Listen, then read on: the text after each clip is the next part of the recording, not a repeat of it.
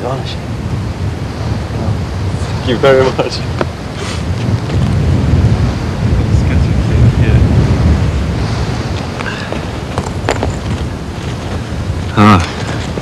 هذا عصر العبيد تاريخه 6000 سنة قبل الميلاد. So this is Ubayd. Ubayd. So 6,000 years. 6,000. And this? But what is this here? What is this, Mr. Muha? عملة بارتية. It's money. It's a coin. Money, فلوس. Of the Parthians. بارتي. So this is from Uruk in the time of the Roman Empire. Yeah. And this, I think I recognize. And from the deep past, hints of the enigmatic beginnings we saw at Eridu. Sumerian pottery, wheel-turned pottery, for the wheel is found here for the first time in history, along with so many other great inventions we still live our lives by today. Here was the first astronomy, the first literature, the first school, the first map of the world. Here they first thought of dividing time and space in multiples of 60, so that even now, whenever we look at a watch, we're still in their debt.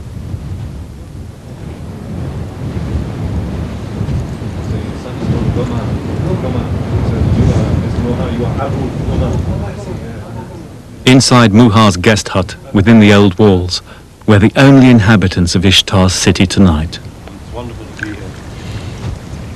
And all these are your children, your little children. Hello. Even so, Muha still observes the gracious formalities of desert hospitality. Thank you so much for showing me around Warka. It's this wonderful sight. Iraqis have always been great storytellers, going back through the 1001 Nights to the world's first literature, the Epic of Gilgamesh. Gilgamesh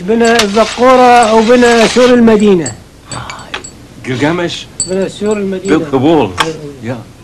Gilgamesh built the walls. King of Uruk, first and best of heroes. His was the original tale of the flood and the great ark, known today to almost every child across the world. His last adventure was the futile quest for everlasting life, model for all searches from the Odyssey to the Holy Grail, Star Wars and Indiana Jones.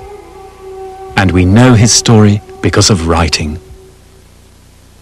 Writing is first found in the world here in Uruk, maybe invented in this city by some unknown genius not long before 3000 BC. Without writing, there could be no civilization.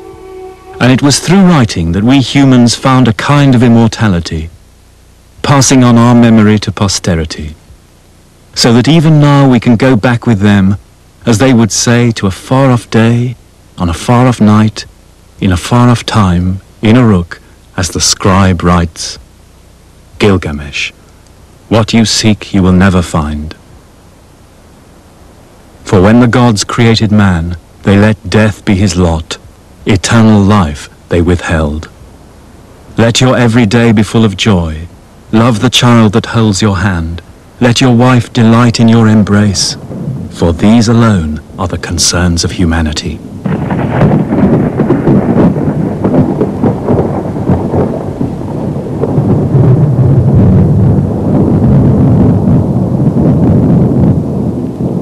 This is Erbil, the oldest continuously inhabited city in the world.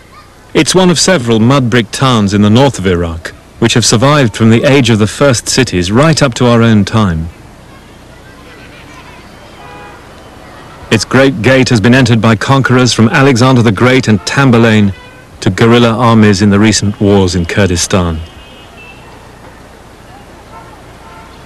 Its mud brick walls and houses, fallen and rebuilt so many times over the years, that the city now rests on a mound 100 feet deep in debris.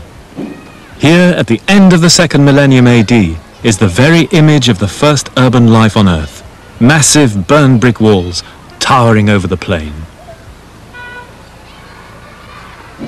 If you could have flown over the densely packed workers' quarters of Uruk, Nippur, or Ur of the Chaldees, this is what you would have seen.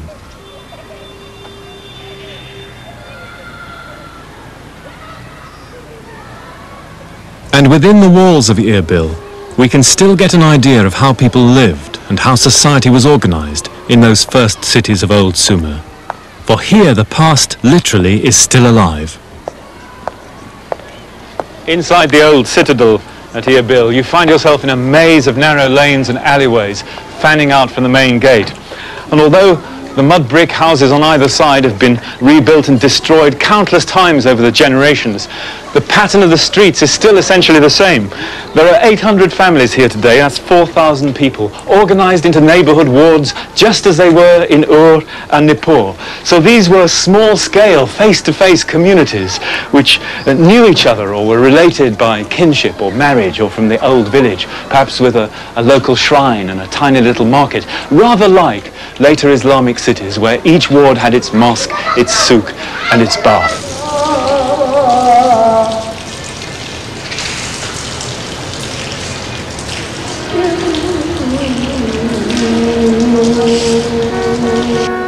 In ancient times, the soul of the Mesopotamian town was the temple, towering over the mud brick streets, a visible assurance to the townspeople that God was among them.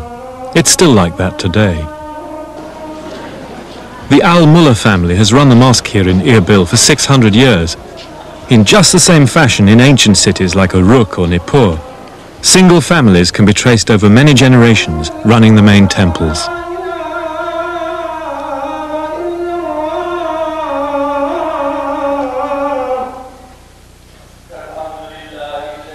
In this little corner of Iraq, the gods have come and gone. Ishtar, Zoroaster, Yahweh, Jesus, and now Allah. But the ritual of worship itself has remained.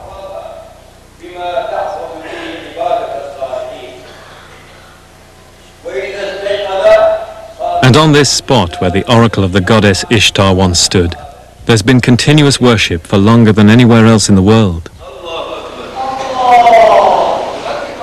In such continuity, perhaps, lies one of the defining qualities of civilization.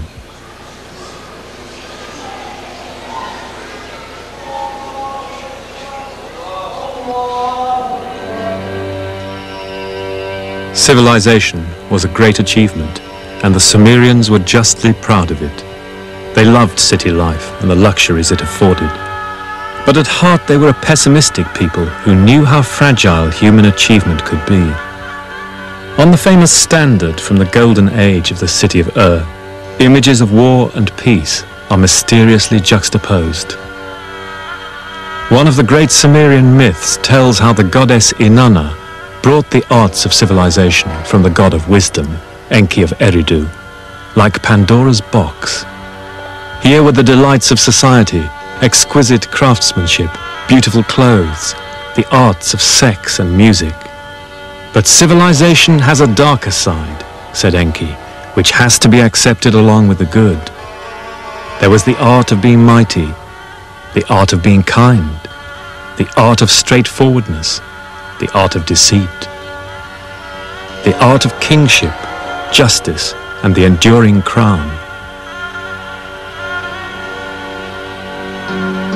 The resounding note of a musical instrument, rejoicing of the heart, the kindling of strife, the plundering of cities, the setting up of lamentation, fear, pity, terror.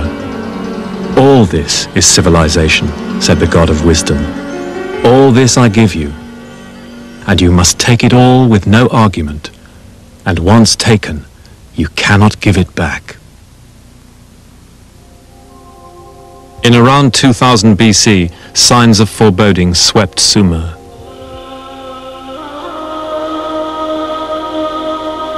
Too much agricultural land had been ruined. Inflation set in, famine, economic collapse. Evil